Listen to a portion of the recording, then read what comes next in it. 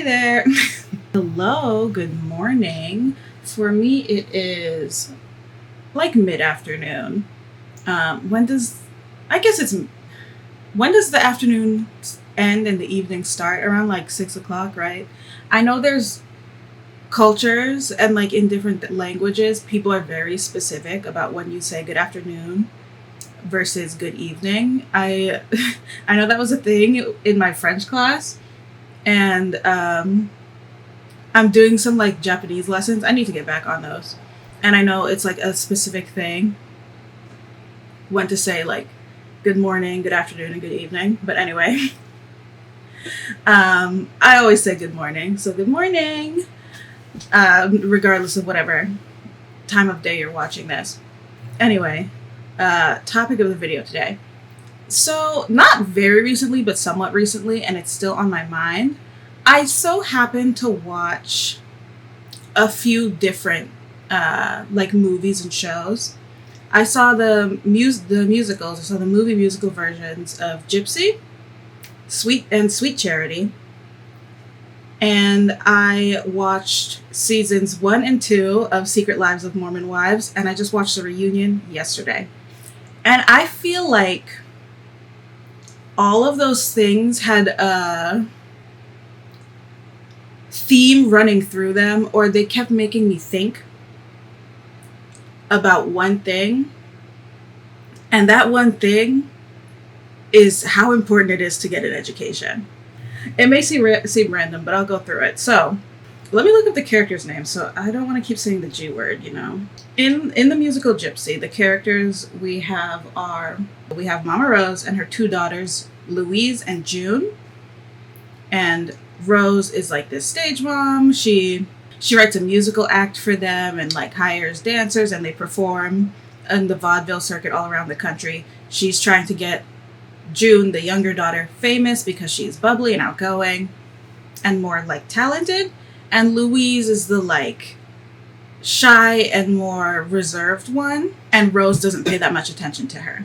Throughout the movie, as the girls are aging and they're set on this one specific path that their mom has envisioned for them as vaudeville stars, and this is set like towards the end of like the vaudeville era, film acting and stuff is becoming more popular, and they're never especially like really good, so they're not super successful in their exploits, even though they can get some bookings.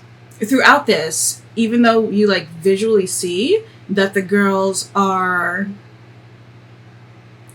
young adults, maybe older teenagers, but their mother is trying to preserve them as like babies, as like little children acts.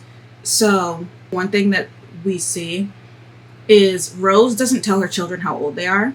So she's telling them every year, you're 8 years old, you're 10 years old. You know, the way when you go to a buffet and it's like kids under 12 or like under 10 eat free, and your parents are like, you're 10, and you're like, I'm 12, and they're like, you're 10. And another thing that's repeated throughout the movie, because of this lifestyle that they're living, is there is a character, Rose's boyfriend, who is saying like, the girls should be in school, like let's get married, let's settle down, so that the girls can get an education.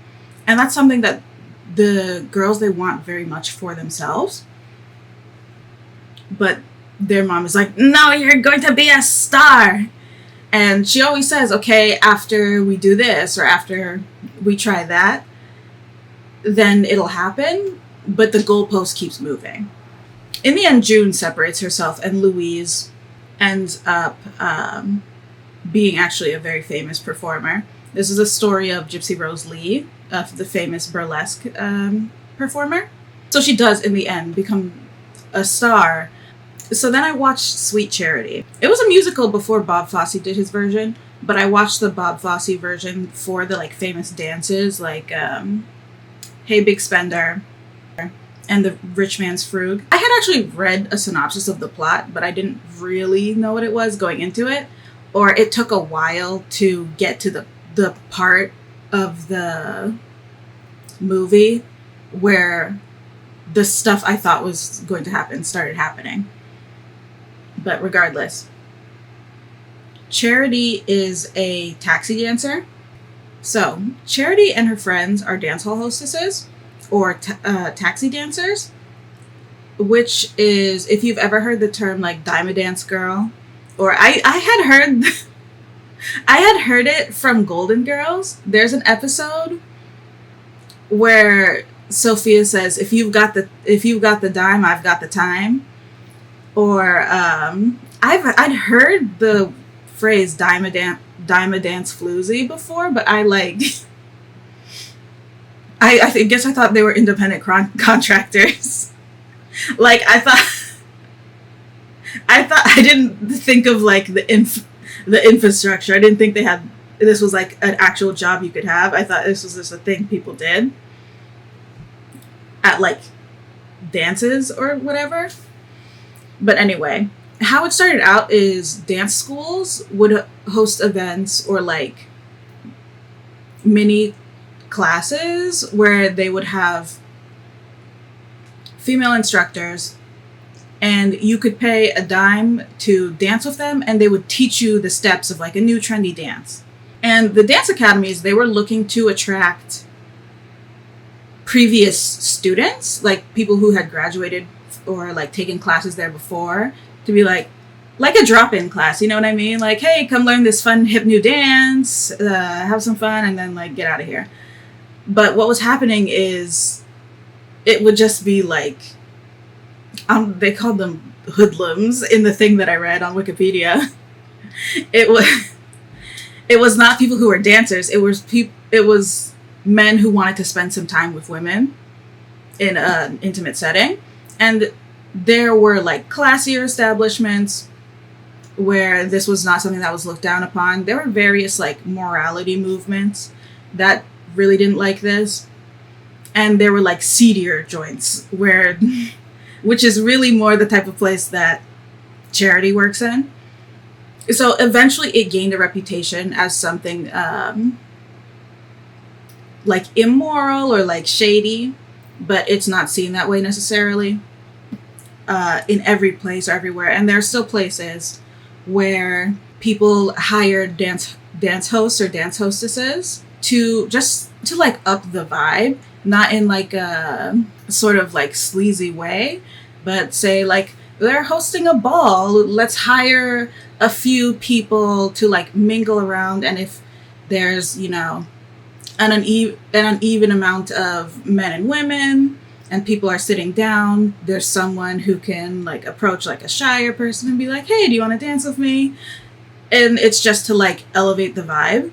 But anyway, the type of place that Charity works in is an establishment where women are only allowed there if they work there, and only men can enter the club. So her establishment is generally looked down on. There's a number towards the end of the first act of the movie where Charity and her friends are proclaiming about how they're going to leave this club and start working more like mainstream type of jobs, like being a receptionist, being a hat check girl. Anyway, Charity doesn't necessarily know what she's going to do or what she wants to do, but she leaves immediately. She goes to like an employment office, or like, you know, those places where like a recruitment agency type of thing, to like try to get a new job. She meets with someone and he's like, okay, well, what are your skills? What's your education? Like, can you type? Can you operate a switchboard? Things like that. And she's like, well, no, I can't do those things. And I think she had only been up to elementary school. He looks at her and he just starts laughing. And he's like, oh, you're playing a prank on me. Did those like guys down the hall put you up to it? And obviously that's crushing and like heartbreaking. And she's just like, yeah, haha, and like leaves. And she does still have the like motivation and determination to change her life, but the only way or the only avenue that she has to do that is she meets her love interest for the rest of the movie. And I'm just going to go ahead and spoil that does not work out for her. The story tries to end on an optimistic note, but I was very sad after watching this movie that her only option was to stay in place, or the only option that she saw was to stay in place or get married. Like, don't give someone else the sole power to change your life. Like, it's always still possible to change your life, but when you give up your independence, it's harder, and you get stuck in like your own little world. And then there is Mormon Wives, which obviously is something that's contemporary, a reality TV show that's filming right now apparently, or maybe they're done filming. But as I was watching Mormon Wives, and I was hearing these ladies talking about how they got pregnant and they were getting married at like 16, 17, 18, 19, 20, and like seeing this lifestyle that is very unfamiliar to me. Like, I'm not knocking it necessarily. It's just so foreign from how I grew up and the part of the country that I live in. And not even necessarily the part of the country or my city, which like it is more common or expected that like you go to college, but the type of schools specifically that I went to also were preparation for college. Like, to a point where I would be in like middle school, and you go down and you like read with the kindergartners and stuff like that. I would be like hanging out with kindergartners, and these 5-year-olds would be telling me like what high school they're going to go to, that they want to test into when they're in middle school, when they're when they were my age at the time, and then what colleges that their that their parents had told them that you want to go here. Like, and that's not the best way to live either, because being in that environment, I saw how it broke people down. Also, to have those very heavy expectations that your life can only go that one way, but that is actually the point of what I'm saying. These are people, or like stories, where you are being told your life can only move in one direction, and it's very difficult to pivot or like move away from that. So I bring up Mormon Wives because it was a culture shock for me to see so many women who I was like, wait, so you didn't go to school? Or and some of them did. And there's nothing wrong with dropping out if you're finding the timing, the environment, like the school is just not for you right now, or maybe you have other opportunities that you want to pursue. Do it. It's your life. But the point of it is, and why it really sunk into my head as like education is so important for women specifically, is because that is something that opens up options in life. Ultimately, it's not even education. It's having options. Looking at the like drama that that these women are like embroiled in, there are certain things that are harder for them, or that they have to navigate differently because of the options or the lack of options that they have. And them also being like social media influencers, that is something that provided them options that they didn't have before. Like in the reunion, Layla was talking about how, being a single mom, her not having money, not being able to provide the things that she wanted to for her children, or her feeding her kids, and she herself not eating sometimes. And so she talked about how having a social media presence opened up options for her, where now she doesn't have to worry about those types of struggles. So it's not necessarily education that did that for her. And so that's why it was like hammering it into my head, like a sense of gratitude for my education, because I see it as the thing that brought options into my life. With the situation with Louise, what brings options into her life is that she does eventually like make it big, but it costs her a lot of pain, being kind of like the backup plan to like her mom's expectations. And this is the other thing, expectations. Your parents, your family, everyone around you, putting you on that track to only live one life, like holding you from like your calling or your destiny. I shouldn't say destiny, but that's how I feel sometimes, because I stayed on one track for my entire life, and I had like expectations and like people trying to take me off of it, and I was like, I know this is what I want to do.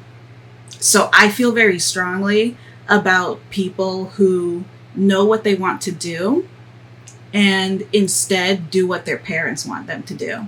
I'm like, don't do that. Live your life. But anyway, it worked out for her. And just that she happens to become successful in it is what opens up options for her. But she's still very limited, and she still has to spend a lot of time disentangling herself from her mother. And it's not that someone needs to follow the path that like I see, because I was also put on that like that track with those expectations. Like, you will go to college. The most important thing is education, so you can get a job, so you can make money, yada, yada, yada. And I have,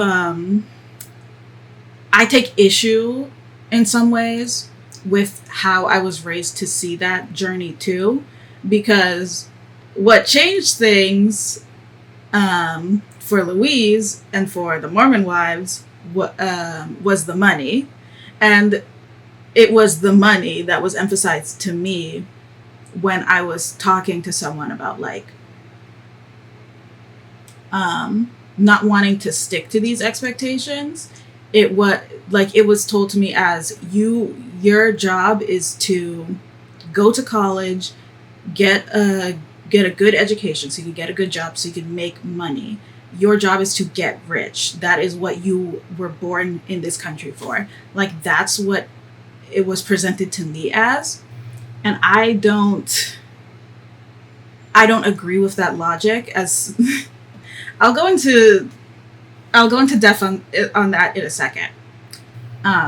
So it is the money that changes things for Louise, and that changes it for people like Layla. It's the money that brings the options, because when you have money, you have more options, or you can move more quickly to solve problems. Okay, so I started this video talking about education, and as I've said multiple times, what it really boils down to is the ability to have options in whatever you do. Pivoting or moving off your path is and can be a very good thing. Having to pivot is something that scares me, because I really have only done one thing, but I know that I can do it. And I know that if I fall, I will land in a pretty good position. So just having those options is a privileged space to be in. Okay, so that's something that's been heavily on my mind lately.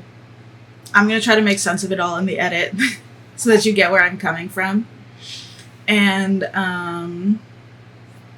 I'll be back soon because I have another topic on the tip of my tongue that's semi-related to this.